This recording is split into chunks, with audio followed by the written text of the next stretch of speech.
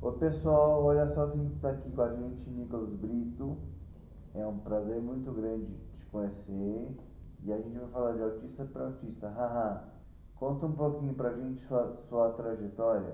Bom, a minha trajetória desde o começo foi de muito incentivo, né? Os meus pais, eles me incentivaram bastante, eles tomaram muito bem conta de mim. E hoje eu já terminei a escola, já terminei o ensino médio e hoje eu trabalho como palestrante, escritor e fotógrafo. Do que você gosta mais de fazer? Fotografia, palestrar ou o quê? Então, eu gosto muito de fazer fotografia, é a minha principal paixão, né? Das três profissões, porque é um trabalho que me incentiva bastante, me deixa muito mais animado. E eu gosto tanto de fazer fotos de books de pessoas, assim, particular, como também gosto de fotografar paisagens, sejam elas urbanas ou rurais e assim por diante. Eu gosto muito de fotografar pré-casamento também, é minha paixão e assim por diante. Eu gosto muito de fotografia. E como é que você se descobriu na fotografia? Então, a minha mãe, ela é, sempre gostou muito de fotografia, mas ela descobriu que eu tinha um dom, né, para fazer fotos, então ela me deu uma máquina um pouco mais simples, né? E aí depois ela viu que eu tinha um dom para fazer fotos assim bem legais, até que eu fui começar a minha carreira em 2016 para valer e eu consegui comprar a minha máquina própria, né? Que é uma Nikon D7200 e hoje em dia eu sigo com a minha carreira de fotógrafo e eu vou até onde eu puder. Fala um pouquinho pra gente da criação. Então, eu escrevi um livro sobre a minha vida, chamado Tudo o que eu posso ser. Só que aí eu percebi que eu tive muita dificuldade de escrever esse livro. Eu demorei 3 anos para escrever ele. E aí eu tive a ideia de chamar minha mãe para ela ser a minha coautora. E aí eu tive a ideia de eu escrever os capítulos originais e ela escrever os capítulos secundários ao estilo capítulo principal e capítulos meios. Como assim? Tipo, eu escrevo o capítulo um e ela escreve o capítulo um e meio. Eu escrevo o 2 e ela escreve o 2 e meio. E assim por diante. Por que eu tive essa ideia? Porque eu tive a ideia de eu escrever os capítulos falando um pouco das minhas coisas próprias e aí depois ela explicar algumas coisas extras, né? E explicar com mais detalhes. E eu também escrevi um livro infantil chamado Ivana e a Cura para o Preconceito, que é um livro que conta a história de uma coelha que sempre quis ser cozinheira, só que ela sofre preconceito e ela tem que enfrentar todo esse preconceito na história. E eu também escrevi agora mais 2 livros, né, com a minha mãe, chamado Deixe-me te dizer o que eu nunca consegui te dizer antes, e um outro livro chamado Patovão, uma amizade inesperada, que é na mesma onda do da Ivana, mas eles ainda não existem em versão física. A gente está tentando fazer com que eles tenham versão física além de versão e-book. E você é totalmente independente? Você arruma seu quarto, esquenta comida? Sim, eu tenho. Como é que é Ah, a sim. rotina? Ah, sim, a minha rotina. Então, eu tenho algumas independências minhas particulares. Eu arrumo o meu quarto já, eu também, é, sei lá, faço coisas do tipo como cozinhar, eu gosto muito de cozinhar. Eu estendo a roupa no varal também, essas coisas. Só que eu também não sou totalmente independente, ainda falta eu aprender algumas coisas. Por exemplo, sei lá, falta eu dirigir sozinho, saber ir ao lugar sozinho, falta eu saber em mexer coisas, tipo, aprender coisas sobre contas de banco, sabe? Essas coisas, mas ainda falta eu aprender isso, falta eu ter mais independência, coisas de trabalho, sabe? Coisas de empresa e assim por diante. Na escola você passou por um processo complicado como a maioria de nós. Aí você terminou o ensino médio e você entrou na escola não verbal porque não falava nada. Saiu orador da turma. Conta pra gente. Então, esse foi um processo, uma sensação de pura conquista, né? Porque eu tive muita dificuldade na escola, por passar por todo por todo esse fuzuê, né, digamos assim, por conta de fazer as lições, de suportar os intervalos e assim por diante.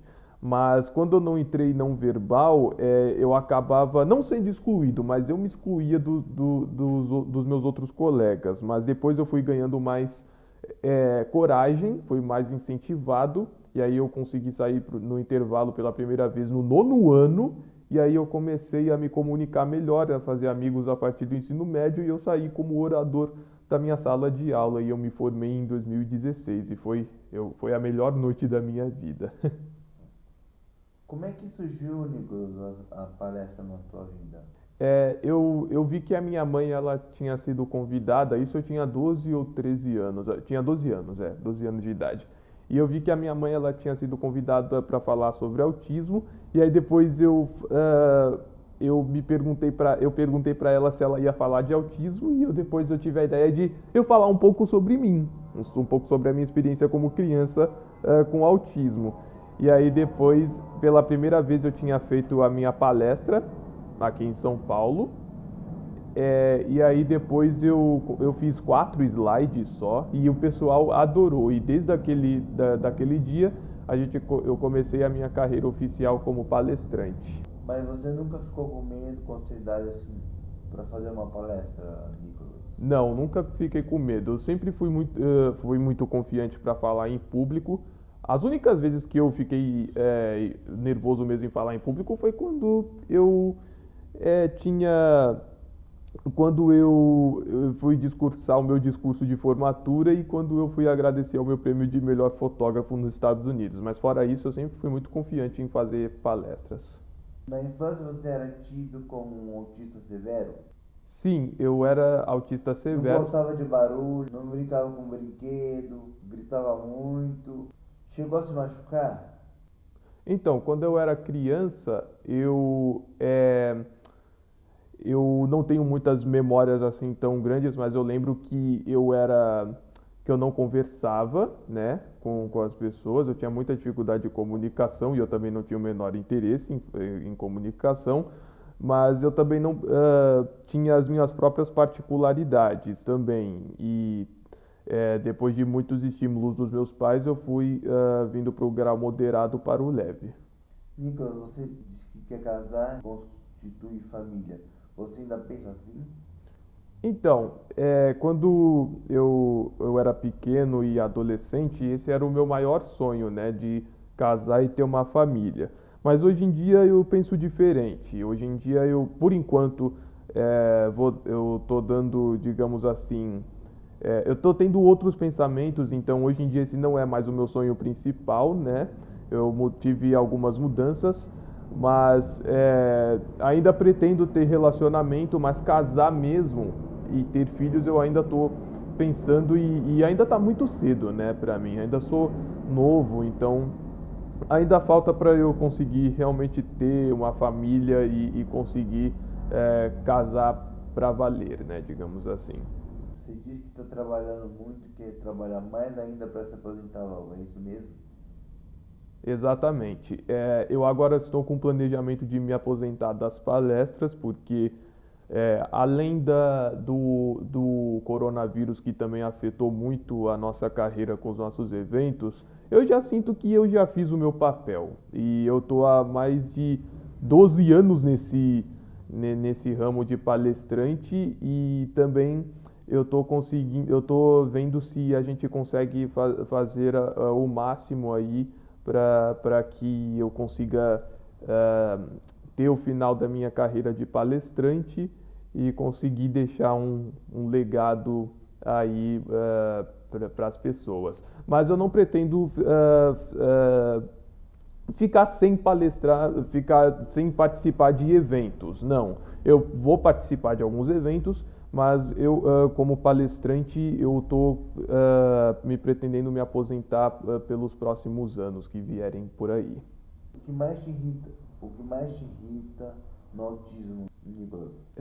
O que mais me irrita em relação, não ao autismo, mas na sociedade, porque eu não tenho o menor problema em relação a não conseguir fazer amigos, né, e também na comunicação. Isso é uma particularidade minha que eu tento aprender. Mas o que eu vejo mesmo, o problema é em relação ao preconceito, que para mim é uma coisa desnecessária, é o preconceito da sociedade, não só relacionados ao autismo, mas com outras pessoas com deficiência. Em que momento, Nicolas, você sofreu esse preconceito? Eu tive uma oportunidade de entrar numa vaga de emprego e me recusaram pelo fato de eu ter autismo. E isso foi uma coisa que me deixou um pouco chateado, porque foi muito capacitismo, né, e muito preconceito. E é por isso que, na minha opinião, o preconceito é muito desnecessário. E o que você curte no autismo? Alguma facilidade que o autismo te trouxe? Eu tenho ouvido absoluto, mas não quer dizer que eu seja um gênio da música. Eu ajudo por exemplo, afinar instrumentos para outras pessoas que me pedem ajuda, porque eu entendo bastante em relação a tons, sons que saem do lugar que eu escuto. Mas é basicamente isso. Uma coisa que me ajuda é isso. Você é Asperger ou não?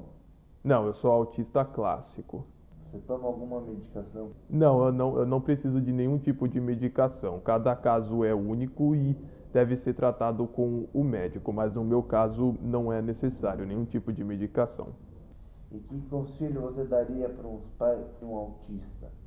Bom, os conselhos que eu daria para os pais de autista e para as pessoas com autismo é para nunca desistirem, para os pais, nunca desistirem dos seus filhos, e para as pessoas com autismo e para os pais com pessoas com autismo, é para sempre acreditar em si mesmo e dizer que, uma frase da minha mãe que eu gosto muito, dizer que tudo só é 100% possível se você tentar 100%. E o que você faria se tivesse um filho com autismo?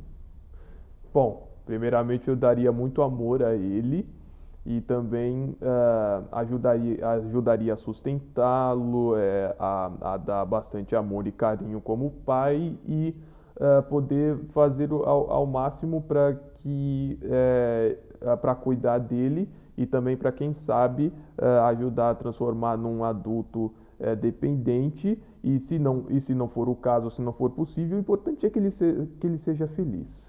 Muito obrigado, Nicolas, por trazer aqui com a gente. Eu sou seu fã, parabéns. Muito obrigado. Segue a gente, pessoal. Deixa o seu like e aperta o sininho. Valeu, beijo, beijo pra todo mundo.